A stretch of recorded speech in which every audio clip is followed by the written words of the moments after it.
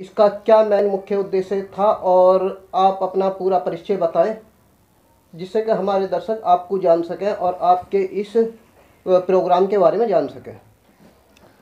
देखिए, Indian Muslims for progress and reform ये भारतीय मुस्लिम समाज का एक राष्ट्रीय स्तर का थिंक टैंक है। मौजूद है जो इस फील्ड में काम कर रहे हैं, तो उनको प्लस ऑन करने के साथ इन बार उनके साथ मिलकर काम करने को तैयार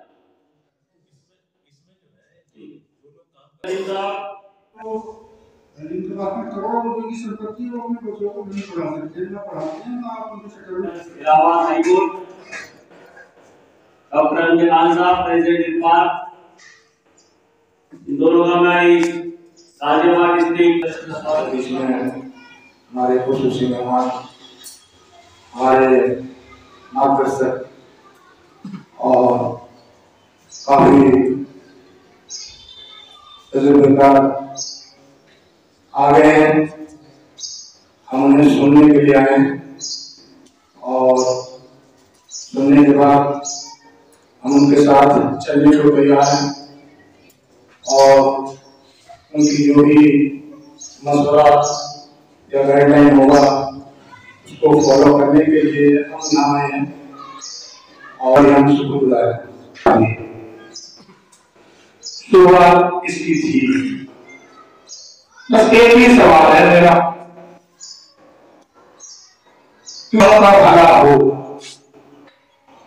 मुआशरती तौर पे मुआशरा में उसे इज्जत मिले, मानसिक तौर पे फाइनेंशियल स्ट्रॉन्ग हो, तालीमी मेयार ऊंचा हो, सियासत में उसकी हिस्सेदारी हो। ये कोई नई बात नहीं है, बिल्कुल कोशिश की गई। तो सवाल पैदा ये रहा हो रहा है कि कमियां कहां रही, क्यों नहीं बुलंदी मिला। तो फिर मैं वहां जाना चाहता हूं। हमारे नबी करीम हज़रत मोहम्मद मुस्तफा सल्लल्लाहु अलैहि वसल्लम जिसको दूर करने की कोशिश की गई, उसके बाद से लेकर अब तक हम यहां तक आ गए कि मुकम्मल के बाद फिर हम अपनी पटरी से उतर गए और हमारी अम्बियाती जिंदगी कोसों दूर हो गई। हमने थियरी खूब यहाँ स्पीच भी देने वाले आएंगे, खूब अच्छी अच्छी स्पीच देंगे, लहजे में देंगे, कदमों में देंगे, लेकिन यहाँ जरूरत है काउंसलिंग किया। अब जरूरत है काउंसलिंग की जमीनी स्तर पर आकर के। और एक लफ्ज होता है इंग्लिश का सिंथेसिस, उसका होता है संश्लेषण। अगर आप किसी धागे को उलझा दीजिए तो धागे को सुलझाने के लिए ये बड़ी सबको अलग अलग अलग अलग करके उसके बाद तब जाकर हम सुलझा सकते हैं। हम एक इंसान को बनने बनाने में हेरिडिटी, इन्वायरमेंट, एजुकेशन और गवर्नमेंट, मीडिया, इन सारी चीजों को लेकर के एक प्रभाव पड़ता है। अब हालात ये है, हम मुसलमान के घर में पैदा हुए, हमने आप बोला, सब कुछ देखा, सब कुछ सीखा, सब कुछ समझा, लेकिन जरूरियात जिंदगी ऐशो आराम इस कदर हम पर हावी रहा कि हम जो है अपनी मेन मकसद को भूल गए और हम जो है हर वक्त, अगर हमने आईएएस पैदा किया लेकिन आईएएस मुसलमान पैदा नहीं किया, नाम मुसलमान रहा, सब कुछ मुसलमान रहा, लेकिन उसका अमलियाती जो जिंदगी रहा वो मुसलमान नहीं रहा। अगर मुसलमान आईएएस हो तो पहले उसे उसका हुस्न अखलाक हो जाए कि भाई पहले आए तो पहले बैठो, कोई उसकी जगह पानी पिलाओ, उसको उसकी बातों को सुनो, ताकि वो बंदा बाहर जाए तो कहे कि मुसलमान आईएएस है, मुसलमान आईएएस है। इसका मतलब है उसकी पूरी हमयाती जिंदगी जो है इस्लाम में आती है। लेकिन आज हम नहीं है, तो सवाल पैदा होता है कि हम कहां से ढूंढ रहे हैं खुदा की रहमत, कहां से खुदा की मदद ढूंढ रहे हैं। एक तरफ तो हम उसको धोखा दे रहे हैं, एक तरफ दूसरी तरफ से उसे हम मदद की उम्मीद लगाए हुए हैं, फिर भी उसकी रहमत में कभी ये नहीं है, फिर भी वो दे रहा है। जब लोग काफिरों को दे रहा है, मुनकिरों को दे रहा है, मुनाफिकों को दे रहा है, तो क्यों नहीं दे रहा, कौन दे रहा है? तो ऐसी हालत में हम पे जो है जिम्मेदारी आयद होती है। हम अपने पार के साथियों को ये मशवरा अपनी तरफ से देना चाहते हैं। अभी हमारे डॉक्टर साहब बैठे हैं, मैंने इसकी मशवरा सुना। मैंने भी गाजियाबाद डिस्ट्रिक्ट में and vice chancellor Indian Muslim for progress and reform, ये मुस्लिम कम्युनिटी का एक थिंक टैंक है। 2020 में भारतीय मुस्लिम समाज के दुआएं दे दो मुझे रस्तों से गुजरने के लिए, मसला खुद का होता कब का बनता, परेशान हूं लेकिन रस्तों को बदल लेगी। तो ये कुछ पंक्तियां उस दौरान मुझसे लिखी गई थी जब इन तमाम चीजों पर हमने काम करना शुरू किया था। दिल्ली यूनिवर्सिटी में जब दाखिला लिया था तो उस दौरान मुझे ये भी नहीं मालूम था कि किस तरीके से कट ऑफ को हम चेक करते हैं, कट ऑफ किस बिहाफ पर हम दाखिला लेते हैं, क्योंकि लोनी से ताल्लुक रखने के बाद जब हम दिल्ली यूनिवर्सिटी की तरफ रुख करते हैं तो हमें नहीं मालूम होता। लेकिन जब दाखिला हुआ उसके दौरान वहां की चीजों को समझा, नेक्स्ट ईयर से हमने दाखिला कराना शुरू किया, बच्चों का उनको हेल्प करना शुरू किया कि किस तरीके से आपका किस कॉम्बिनेशन से आपका एडमिशन हो सकता है। तो काफी बच्चों के हमने दाखिले कराना शुरू कर दिया। खास करके मुस्लिम कम्युनिटी की बात करूं तो पॉलिटिक्स से बहुत दूर रहते हैं, मतलब सामाजिक सक्रियता से बहुत दूर रहते हैं। छात्र राजनीति में शामिल होकर के एक लालच कहें कि एक ये होता है कि आप छात्र राजनीति करेंगे, लेकिन आप बहुत सारे छात्रों के हितों के लिए आप काम कर देते हैं। उस दौरान हमने सैकड़ों बच्चों का दाखिला कराया, सैकड़ों लोगों को उस चीज को लेकर के मुतासिर किया कि दिल्ली यूनिवर्सिटी से दाखिला लेने के क्या फायदे हैं, अलग अलग कल्चरल एक्टिविटीज जो होती है उनसे आपके क्या फायदे हैं, आप अपनी कम्युनिटी को क्या फायदे पहुंचा सकते हैं। 2014 में मैंने ग्रेजुएशन कंप्लीट कर ली, लेकिन उसी दौरान पॉलिटिकल साइंस का मैं स्टूडेंट रहा था। लेकिन उसी दौरान जब एक्टिविज्म में देखा, सारी चीजों को नजदीक से भांपा, जब देखा कि ऑर्गेनाइजेशन, खास करके मैं अगर बात सीधे तौर पर करूं, जैसे आरएसएस जो ऑर्गेनाइजेशन है वो सीधे तौर पर वो अपनी कम्युनिटी के हिसाब से काम कर रहे हैं, वो अपने और कुछ एक ऐसा एक 5% मुसलमानों के अलावा सारे 95% मुसलमान एक तो पॉवर्टी लाइन के नीचे है। दूसरी बात ये कि ना तो उनमें एजुकेशन है, ना उसमें सोशल स्टेटस है, कुछ नहीं। तो सबसे बड़ी बात ये कि अगर आप क्यों दिखाई देते हैं नीचे, इसलिए कि आप में यूनाइटेड यू विन और डिवाइडेड यू फॉल। तो आप लोग डिवाइडेड है, आप लोग यूनाइटेड नहीं, एक दूसरे का जज्बा नहीं, एक दूसरे की हमदर्दी नहीं। मौलाना अशरफ थानवी का मैं एक आपको जिक्र सुनाता हूँ कि मौलाना से एक ईसाई ने पूछा कि साहब जो जानवरों में ये कुत्ता लोग पालते हैं उसे को देखकर झपट पड़ेगा।